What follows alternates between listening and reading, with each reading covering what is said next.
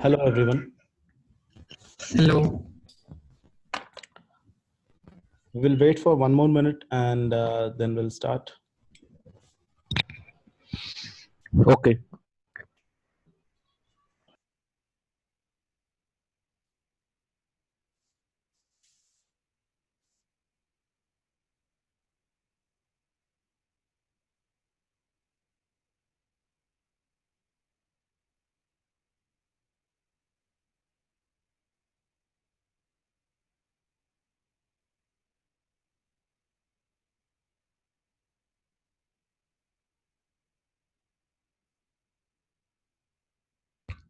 Okay. So, hello, everyone, and welcome to the next series of UI Orbit session of Globant. And this is Sranshu Roy. Hi, I'm Aditya Narayan Rao. So, today we are going to talk about the immersive web technology, and we would like to see and explore how this immersive practice is actually gaining attention on the web, and we will also see a couple of examples around it and understand the different aspects of web capabilities of AR and VR.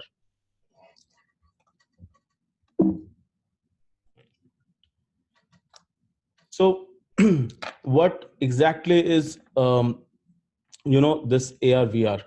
I don't think this immersive technology needs any introduction, and already there are big companies or big players like Google, Facebook, Apple who are started contributing towards it. The presence of immersive is can be felt across various domains like media, gaming, obviously an important aspect of it, and it is also getting attention in healthcare systems. So earlier, the concept is earlier when we used to say, AR, VR, the first thing or first thought that comes to our mind was we have to wear a headset or some sort of weird device around our head to experience that. Now with the evolution of web capabilities, this has been available on the web and different browser platforms as well.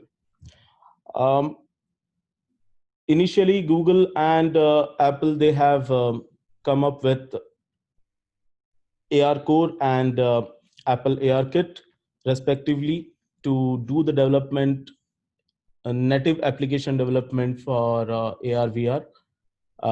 Now these things have changed, and we are not going to talk about the native aspect of it. Rather, we would focus on seeing how it is impacting on the web application development. One important quote was there from Tim Cook, the CEO of Apple, some years back, saying that the AR will be a difficult thing to implement because of the technical challenges it has, but it will happen. And when it will happen, we will be astonished to feel how we could live without this technology for so long, like it is true for the mobile phones today. So let's try to understand what exactly is AR, what is VR, and let's start with VR. So before we actually get into the midbits and definitions of VR or virtual reality, uh, let's look at the glimpse of this video. So as you can see, it feels like a third person basically. So I am actually sitting on the cart and experiencing this roller coaster ride. You all will be experiencing it right now.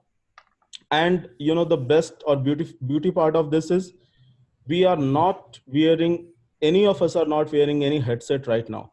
Whatever we are seeing, it is completely on the browser itself.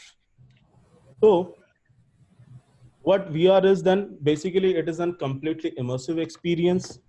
And what it does is it gives you a simulated world from anywhere. It is as good as saying you can experience the Disneyland from right where you are right now. And there are a couple of concepts like theme park experience and so many things which has evolved around this particular experience.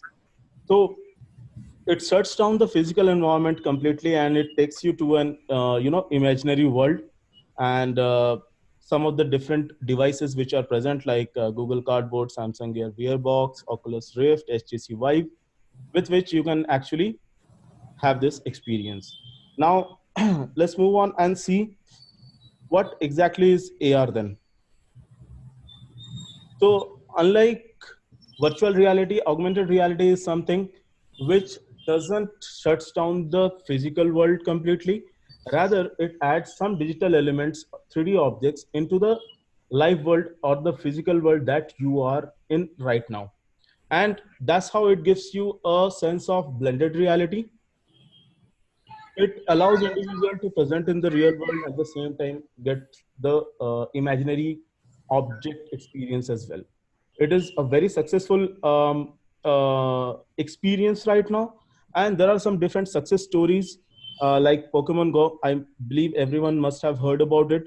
So Snapchat lenses, there are retail shoppings, which are some success examples of this particular experience. Uh, Here is one of the screenshot from the famous game Pokemon Go, and you can see, um, excuse me, you can see that the person who is actually playing this has the real world, and there are 3D objects which is actually rendered onto the physical world itself. And there is a famous cosmetic company, Japanese company, Shiseido, and they have also come up with some interesting idea which is called augmented cosmetic mirror. What it does is basically it scans your face and then it is presented in the real world that you are actually in, and it then allows you or gives you the convenience of applying makeup in a digital fashion. Like you don't have to apply the makeup onto your face right away. You can choose how you will look or how the makeup is looking on your face in a digital fashion. So very nice experience. So this is basically what AR and VR is, but obviously, as we discussed in the beginning, what AR VR capabilities are with respect to the web, let's explore that. So, what is AR VR on web? How it is impacting the web?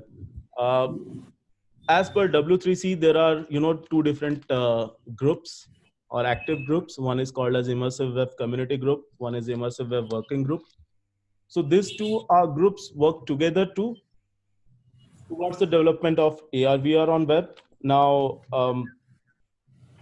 Ada Rose Cannon of Samsung and Chris Wilson of Google, they are the chairperson for Immersive Web Working Group, and collaboratively, these two group comes up to provide you the high performance AR VR, or I would rather say XR, which is extended reality, to open web via different APIs, and thus they allow us to interact with different extended reality devices and sensors in the browser. Now, in the process, they have also introduced WebVR 1.1, and currently it is WebXR device API, which is in a developmental phase, and that is the progress that is going on. Now, with the evolution of this, web has also evolved. Earlier, it was Web 3.0, which has already evolved with the 3D capabilities of the browser. That has taken one step ahead. And with Web 4.0, everything is now possible on handheld devices and the browsers, basically the mobile browsers that you can say. Web 4.0 is also known as symbiotic web, active web, always on web. Basically, sorry, so basically it allows you or it provides you the capability to you know connect all the devices in the real and virtual world in the real time. As I said, Web 4.0, with Web 4.0, the 3D capabilities of the browser is already, enhanced.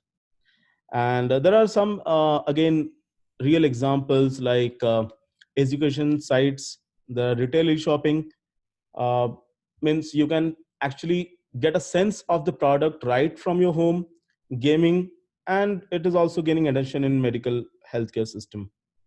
So now that we understood what is how or what and how is AR VR doing on the web, let's understand what exactly is WebVR API, which we discussed now. WebVR API is nothing but it is a JavaScript interface, and it is a fantastic addition to the web developers toolkit. And what it does, it is provided and it allows to render WebGL scenes using any virtual devices or in the browser. So WebGL is something which is um, important in terms of rendering 3D capabilities of the browser.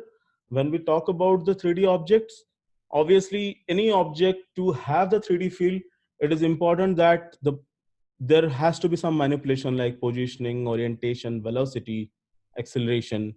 So this is something that is being provided by this API. It also provides support for all existing virtual reality devices, which we discussed, like Samsung Gear, Google Cardboard, and so on. Now, the core interface of WebVR API is known as VR Display, and it provides you lot of methods. It exposes a lot of API methods by which we can actually control the object which is displayed, how it is displayed, what kind of controllers are associated with it, and all those things. It has some some methods like which will fetch information about the frame rate of the object that we are displaying. Obviously, starting, stopping animation, these capabilities are there with the VR display methods. And it's just an small example, or you can say comparison of how it is uh, working with the desktop as well as the mobile applications. So that's all about what AR VR is, what is the web VR APIs and all. And let's dig one step deeper and understand different methods, different tools that are actually working with or related with this development process. Hand over to Aditya. Thank you, Anshu, for that intro into augmented reality and virtual reality. Uh, so, guys, let's see the libraries and framework which allows us to create immersive experiences on the web. First up is 3.js. So 3.js is a JavaScript framework used to create 3D content on the browser. It has been around quite some time and used extensively to display high quality 3D content on the web. Be it data visualization or some fancy animations you need on your browser, 3.js has been the primary choice of web developers. So this has enabled browsers not only on desktop but also on handheld devices like our smartphones to display high quality 3D content. So what is this aframe.js then? It is the most important library which we are going to see in this session.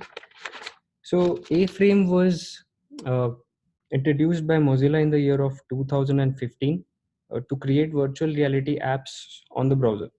So it is built on top of 3.js, which helps it to render 3D content on the web.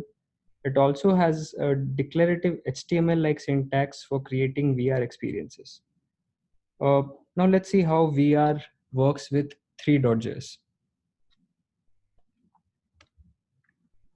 So 3.js uses WebGL along with WebVR, which allows us to create a virtual reality experience on the browser. So WebGL stands for Web Graphics Library, which is a JavaScript API to access the graphics layer of our systems. And it is a huge topic, and for now we'll only focus on the libraries which will be using WebGL to create immersive experiences like 3 or A-Frame.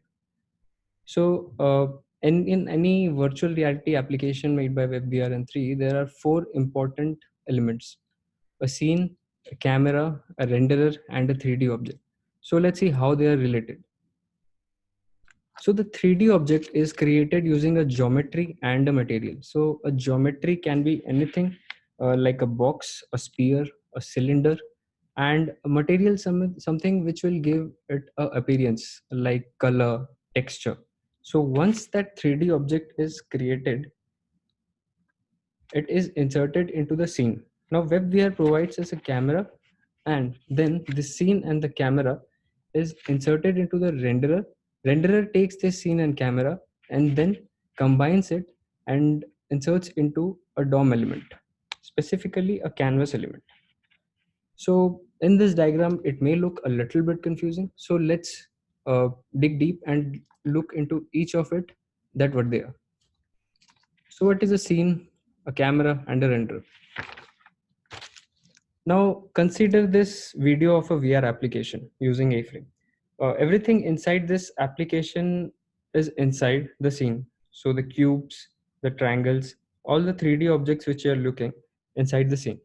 So now when the scene is set, you need a virtual eye or a perspective to look into this virtual world. This is where camera kicks in. So the camera acts as a virtual eye or perspective, which is configurable. So for example, if you want to look at your 3D world with a different angle or a different perspective, you can configure the camera to do so. Now your scene and camera are set. You need to render it into your DOM element. So the renderer takes the camera and the scene and combines it to create a complete VR experience and inserts it into a DOM element, specifically a canvas element for the browser to be able to present the 3D world.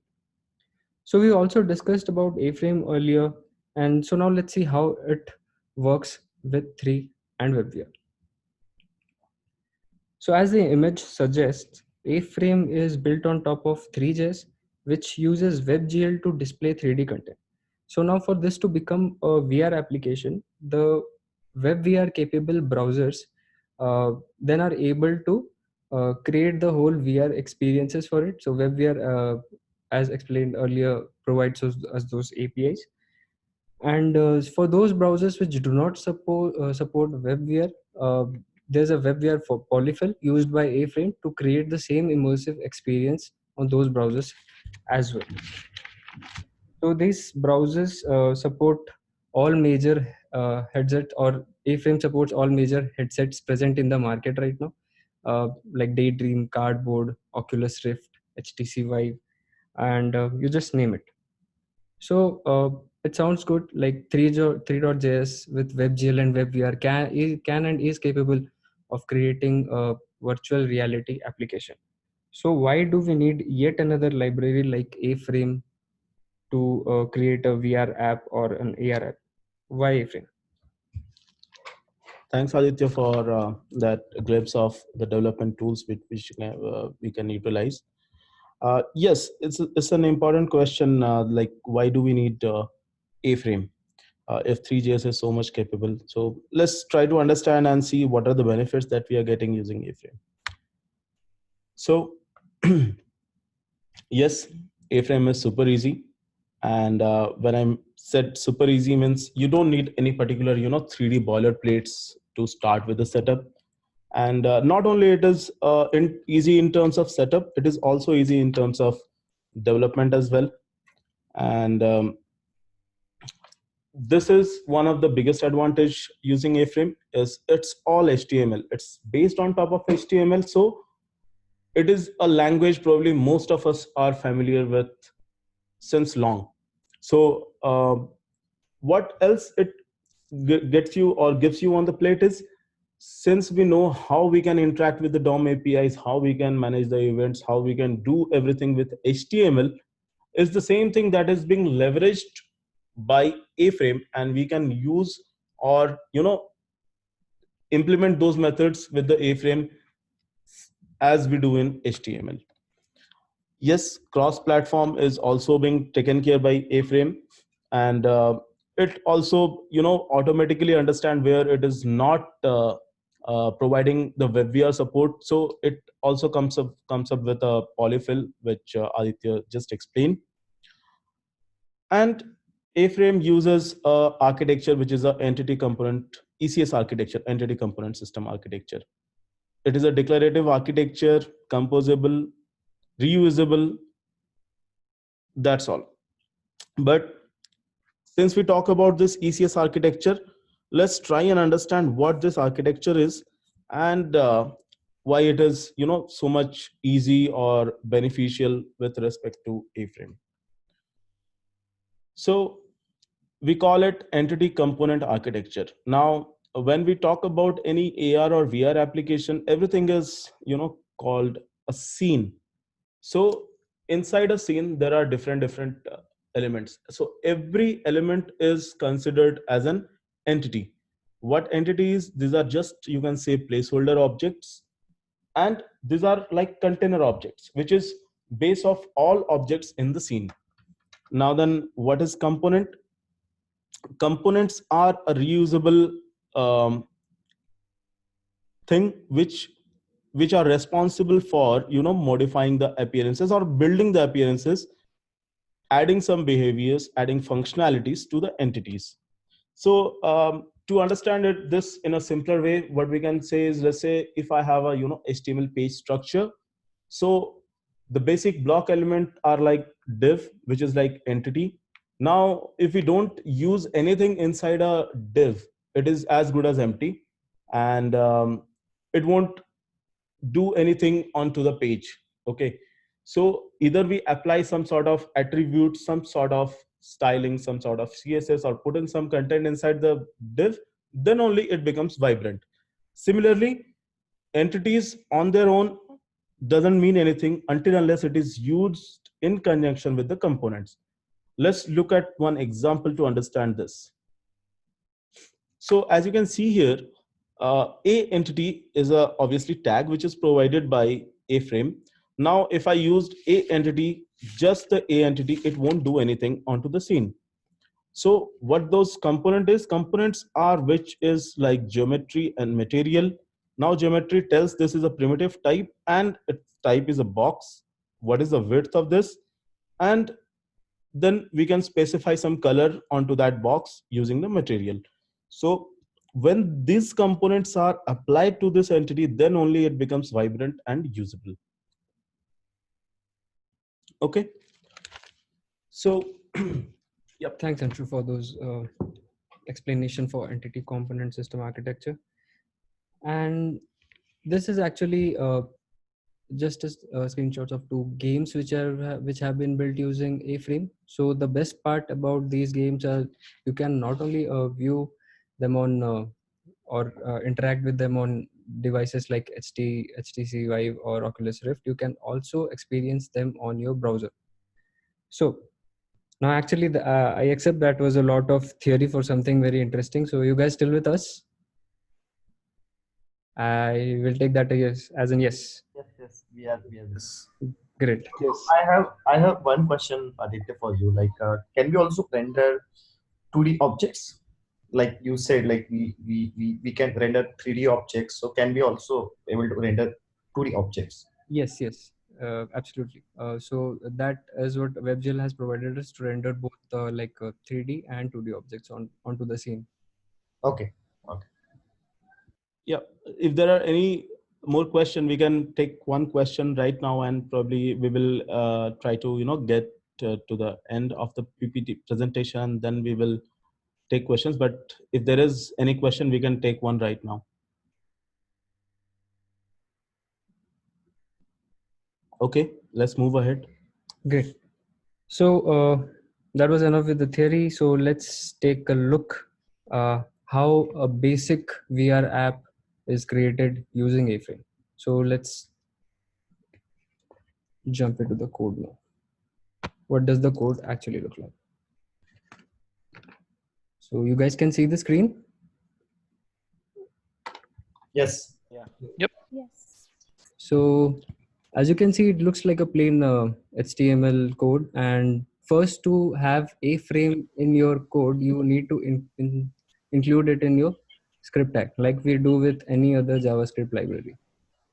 So after that, inside the body, you can see a scene tag. So this is provided by a frame. As we discussed earlier, everything inside your VR app goes inside the scene. Now inside the scene, we have entities like a box, a sphere, and a cylinder. Each entity is called a primitive, which is being provided by a frame, and it also has been attached with few components which Anshu described earlier, like position, rotation, and color. So the values for position and rotation is based on x, y, z coordinates, since it's a 3D world. So it is that simple. So let's see how this application looks on a browser when we run it. So you go, you have a box, a sphere, and a cylinder. So as you can see, I can actually interact with the scene using my keyboard arrow keys. So this is a virtual reality application, a basic virtual application with A-frame. Now, these are not the only primitives which are being displayed using A-frame. So we also have other primitives and other shapes as well. Let's take a look at them as well. So we have a cone. For a cone, we get a plane like a plane, ring for a ring. So pretty much semantic, right? Uh, but let's see what's going inside that A-frame. Can we build a custom component? Yes. So A-frames allows us to create custom component, and those components can then be used to build appearances and functionality to our entities. And they can also be mixed and composed to add behavior to our entities. So let's see how A-frame registers a component. Let's look into the code. So as you can see, there's a register component function provided by A-frame, which accepts the name of the component which you want to create as the first parameter. And second parameter, it contains schema. So schema will accept all the values which you send to it and attach it to the newly created custom component. There is also an init function. So that init function is called as soon as our custom component is attached to the DOM element. Now inside it, we have three lines where 3.js is used, as you can see. Since A-frame is based on top of 3.js, it provides us all the function which 3 has to manipulate all the 3D elements and create all types of shapes. So this also provides for 2D elements as well. Now geometry attaches a shape to it, material attaches look to it. Then we use mesh to combine all those, and then we assign that mesh to our newly created component. Now, after we have created this component, let's see how it is used in A-frame's code. So in the first line, you can see we have a script tag, which imports our newly created custom component. And inside it, and after that, inside a scene, we are attaching that box, newly created box component, and we are passing the schema values which we had, like width, height, depth, and color. So let's see how this looks in browser.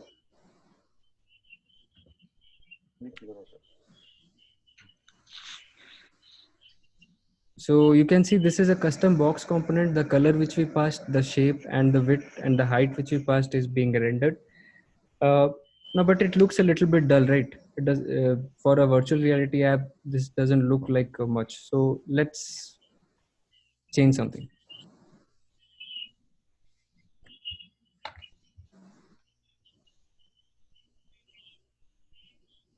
Okay, now it looks, the box is inside a church, right? So what just happened there? We actually changed a few elements in our custom component file. So let's see what we did. So you see this A asset tag. So this is the asset management system of A-frame. Any asset you want to include in your A-frame code, you can declare it here and add their reference as to where then use it. So suppose we have 3 image tags here with 3 different image files. We have created reference for them, and then later with a sky tag we have used it as its src attribute. So now it applies. Let's try to change one. Let's change the image ones.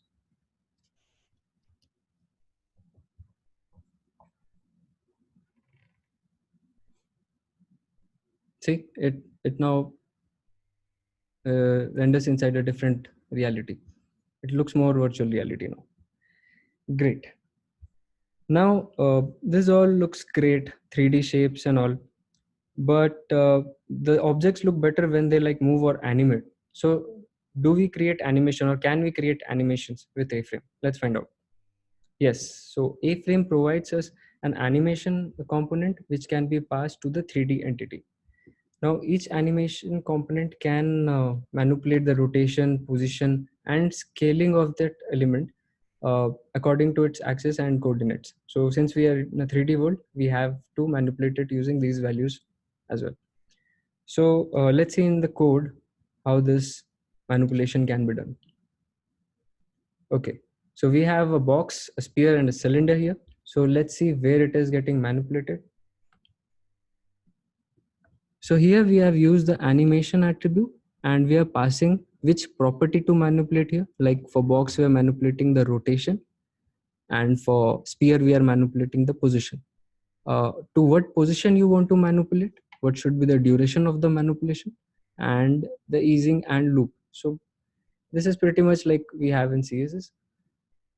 Let's see how it looks in browser. So as you can see, there's animation being done. So the cylinder is keeps on scaling, the sphere is moving, but the box stops because there is no loop attached to it. So that's how you can do animation with A-Frame. Another important aspect of VR is to interact with the 3D objects present in the scene. Now it gives a sense of complete virtual reality. Then how can we handle this interaction or events? Does A-Frame provide event handling as well? Yes. So with the HTML present with alongside A-Frame, we have unlimited access to DOM API. We can fetch and attach event using a query selector and get element by ID. You can also manipulate those fetched elements attribute using get attribute, set attribute. And also you can attach events like click and hover on add event listener. So this is the same way as we do in any other HTML code. Now, to handle any event, we actually need to trigger it first. Like a click triggers an event from a mouse, and via standalone devices uses its controller. So what do we have here with A-Frame to emulate that functionality? Let's find out. We have a cursor. So a cursor is actually something which will imitate the event triggering for us, and it will give a sense of for creating some interactions also with the 3D scene. So let's find out how a cursor looks in code.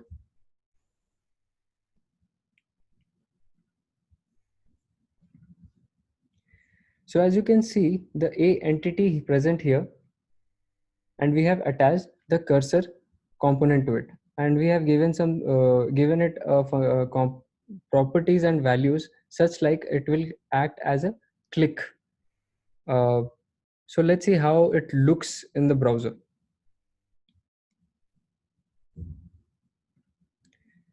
Can you see the black ring present here? So you can give it any sort of shape here, and it will emulate the kind of event you wanted to create. Next, let's see how to attach events to that click. Now we have a script tag here where we are fetching all the elements with class name element. So in A-Frame also you can, like, since we have tags there, so you can attach class name and IDs as well, and then fetch it using them also. So for each fetched target, I'm attaching a click event listener and then appending the same kind of 3D object in the scene using jQuery. So I have included here jQuery also because that we wanted to show how easier it is to use third-party libraries with A-Frame. So let's take a look how it looks in the browser. So since it is creating a click on sphere, now a sphere is created. Let's take it on cylinder. Now a cylinder is there. Let's take it on the cube. Great. Now a cube is there. So this is how simple it is to attach the click and interact with 3D elements in the scene using A-Frame and HTML.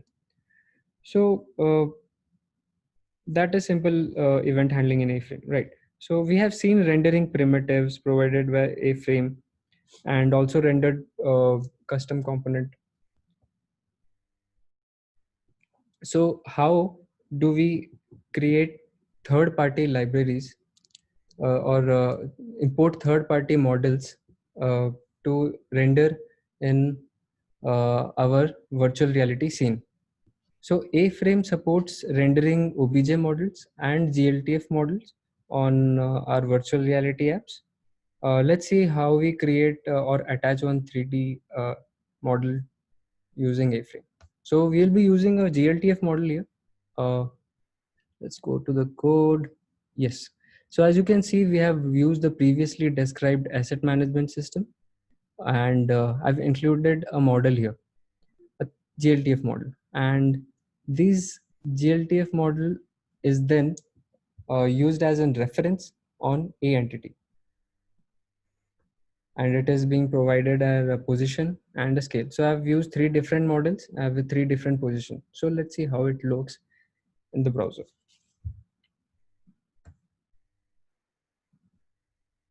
So as you can see in our VR application, we have 3 different stormtroopers facing us. And this is how simple it is to render third-party models in A-Frame. Now, that was the introduction to virtual reality application making in A-Frame. There is a lot much more we can do. Again, with the power which it has with HTML and JavaScript. Now, let's see how we can look into a different aspect of emotion. Anshu, please. Yep. Thanks, Aditya. I think that was really helpful to understand how the entities can be, created, or how the models can be included using the A-Frame and what A-Frame provides us. But then we are again missing the most important part of this particular session, which is augmented reality. Now that we understand how we can create the entity, how we can actually put immersion into the created entities. So for that, we have to understand how it works with A-Frame.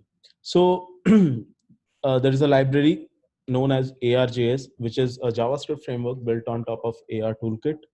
And it actually leverages A-Frame's methods and Three.js to create, you can create either marker-based or markerless AR web applications. And this ARJS with A-Frame is a powerful combination, which actually allows us to do pretty much everything you want to do with the augmented reality. So as Aditya explained or showcased the code, so all the entity creation, the object creation, scene creation, those are being taken care by the A-Frame itself. Whereas the camera possibilities or the device camera accessibility, which will actually give you the AR feel, is taken care by the ARJS. Together, these 2 tools make really a great place, and it gives you a blazing fast augmented reality onto the browser, which can go to 60 frames per second, which is really amazing. So this is how augmented reality is implemented using ARJS and A-Frame. Now, is it so complicated or is it so simple? Let's just look into the code and see how we do that.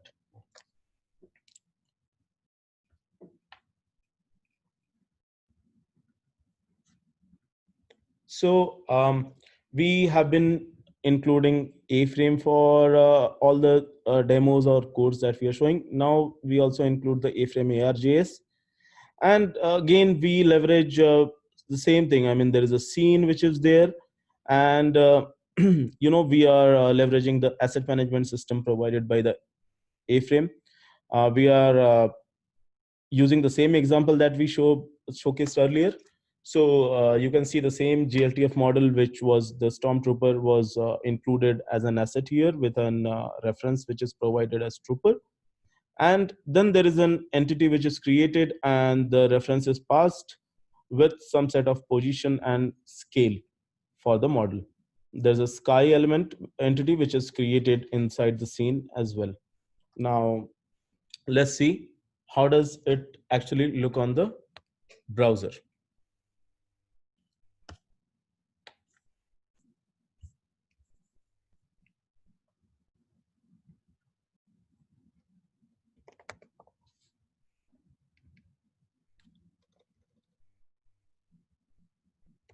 So this is a very useful tool being provided by Chrome to view your mobile screen onto your system. Yep. So this is something which is provided by web developer tools of the Chrome itself. And what it does is basically it gives you the same simulation how it is provided by the Apple systems to simulate your iPhone versions. Similarly, you can showcase your phone on the Chrome browser itself. So with that example which I just showcased, this is how it is being presented. So you can see now it is a complete example of augmented reality where you can see the conference room from where we are presenting, and there is a model which is created on top of that physical world. Now you can also do those movements with the phone. So I'm actually moving my device right now, and you can see that this model is being moved along with whatever background or whatever surrounding that is being presented. So this is how you can actually create the very basic and simple AR application. So that's, I think, all that is covered or we wanted to cover at least in this time period with augmented reality and what we can do with A-frame and all. But then the question is is this the framework? I mean, the Three.js, A-frame.js, is that all that are there to create those AR or VR apps, or are there other frameworks? Yes, the answer is yes, there are tons of frameworks. Now, Awe.js, Argon.js, Babylon.js, these are all very established frameworks and libraries. So it is up to you. It is completely open-ended. You can explore any of these libraries. These are very much capable of developing the AR or VR apps. Similarly, what we can do with A-frame. Now, so thank you, Anshu, for showing how augmented reality can be used with A-frame. Now, there are companies which are using immersive web, though it in its short period of time. It's a relatively short period of time. So let's see which are these companies. These are just a handful of the huge list we have. So big companies like Magic Leap and Disney are also investing there. Interestingly, NASA has been using A-frame for some time to create a virtual experience of Mars from the video they got from their rover Spirit and Curiosity, which were over in Mars. And CERN has been using A-frame to show the Large Hadron Collider, and automobile companies like Ford, Toyota, they are using to display their cars in a 3D simulated manner. So now with all these major companies using immersive web, the future of immersive web is bright. So let's see what lies ahead of us in the future. WebExa. So in the starting of this session, we discussed very little about WebExa. So what WebExa is going to do, that it is eventually going to replace WebVia. Uh, it will be more advanced in the way that it will be able to track your position and your rotation as well, and you'd be able to create much better immersive experiences using WebExa. And secondly, you can see in the second image, there's a lady dancing in the mobile. So that is an example of the hologram library, which is provided by 8i.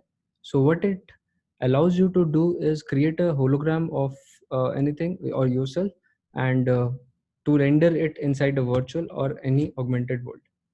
And the last one which you see is something which is happening right now.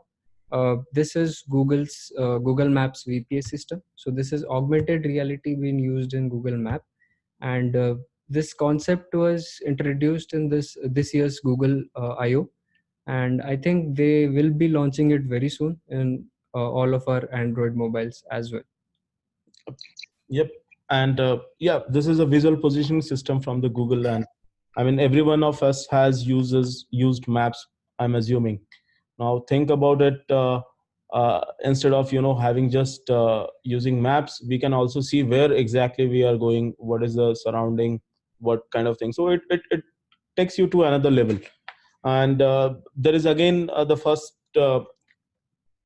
screenshot from a video. I mean, that is a patient virtual reality experience of a connected patient system. So what it does is basically, sometimes it is not possible for us to for some of us to get the medical facilities at a remote location. So in that case, everything can be presented. As you can see, this the person is actually interacting through the hospital system, and there is a diagnosis device there, and it's just a prototype. But the idea is like every information that you need, be it on your reports, be it how or what you need to do, whether you are improving, that is catered over a augmented reality world. So this is just the next level of it. And as Aditya explained, so WebXR is going to take over WebVR. We do not incline you to use WebVR. We do not incline you to use WebXR, because the idea is any library or any framework that we are using, be it A-Frame, be it the other frameworks like ORJS, ArgonJS, or Babylon.js, ultimately the underlying thing will change, but it doesn't change the way how the augmented reality or the virtual reality is working on the platform, or on browser, on handheld devices. So I think with this, I assume there is a good capabilities going ahead with future, and these are just this is something just of many more capabilities which are, or ideas which are actually being in discussion, which is going on. These are just some of the things that we have collected and try to present you. So with that, I think we conclude this presentation, and I hope it was interesting and gives you new ideas or new thing to explore with. And please let us know if you have any questions.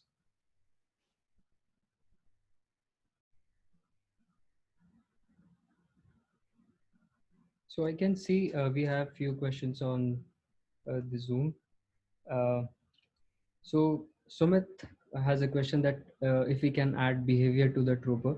So that is absolutely right. We can add. So in A-Frame itself, you can create custom components which will modify uh, the GLTF model which you are importing, and it can move a hand, or it can dance, run, whatever you want it to do. Jayant has a question that can we take 2D images and render on 3D background? Yes, there are a few ways to do that. So A-Frame has a tag called A-Image, which you can use to render that 2D image. Secondly, if you uh, want a box or a 3D box to display that image, So you can use it as a texture, the 2D image as a texture to your 3D model. So does that sound good?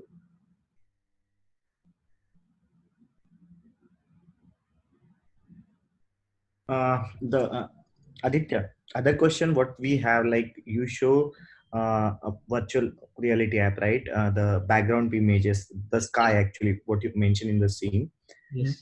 That scene is changing like 360 degree. Like when you start moving the object, it actually show the perspective. Like you can move inside that scene as well. So I thought like you have a normal percent as image, and how does it works? So actually, Ashish, that image was a equirectangular image. So that was actually a 360-degree image which we used. Okay, okay. I thought like it's a normal image and 3.js internally does that. Yeah. So Ashish, I think I understand. So you are talking about the panoramic view which is presented by the image. Right. Yeah. So in this case, it was a image, as Aditya mentioned, it's equi rectangular image. But at the same time, we can, since we can, you know, have planes and different entities, so we can obviously create shatter of the images, and we can achieve this using the entity of the 3JS or HMJS itself as well. Mm-hmm. If the other way, what we have used is a simpler one, just use a equi, rectangular image. So you can achieve it both ways. Okay, okay. Thanks.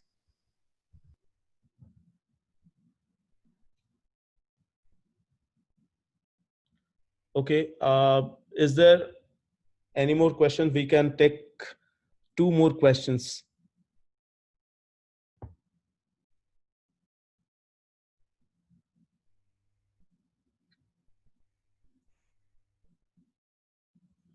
Yeah, and I think many of us are questioning like if we can get this shared. Yes, for people at Globant, it will be obviously easy to access and provide easy to provide access and share the contents of this particular presentation along with the code or the demo codes that we have used here. For external people, we will actually try to see uh, how we can do that, and we are working on a solution to do that. Obviously, it will take time because of some of the security reasons. So Amit has a question that what are the tools we can use to create GLTF models? So we have a tool called Poly from Google. So there you can actually get GLTF models and also create some. And also I think in tools like Unity Yeah. and all those 3D animation tools, we can create all sort of models and then import it on our A-frame as well. So that's how modular it is, and that's how it can use any sort of models which we have. Yeah. Even Amit, just to add that uh, not only you can create any particular GLTF model, you can also change the behavior or add some behavior of an existing model as well using Unity tools, and uh, there are again some of the free tools, but most of those tools are paid versions, but they give you a lot of capabilities and lot of things which you can do around those models, changing colors, extending that and adding behavior, so many things. Yep. I see a question from Nupur.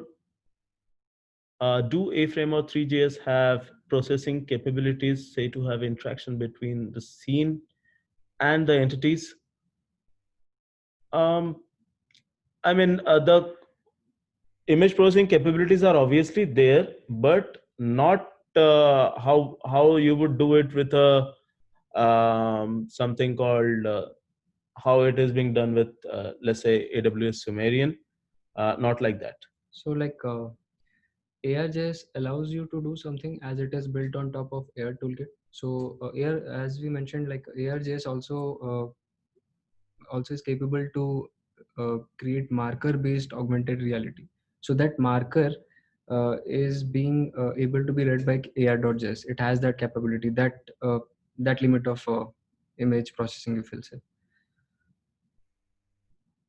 If you want something else than that image processing, I think you have to then include another powerful third-party libraries Yeah. to achieve that. Yeah. And then use AR or A-Frame.js to render the 3D elements onto the scene.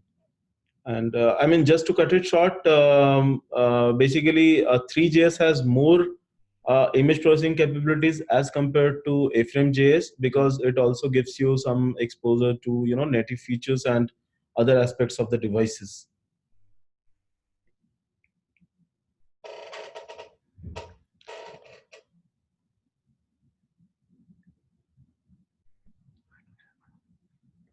Yeah. Yes, smart mirror can be achieved by ARJS. I mean, A-Frame, using augmented reality. I mean, we just explained one of those example, which is used by Shiseido, a Japanese cosmetic company, called as augmented cosmetic mirror. So we can use this kind of, we can get this kind of functionalities. Yes, guys, we can. Anshu and I can both connect over LinkedIn. No issues. Then we can discuss further if you have any more questions.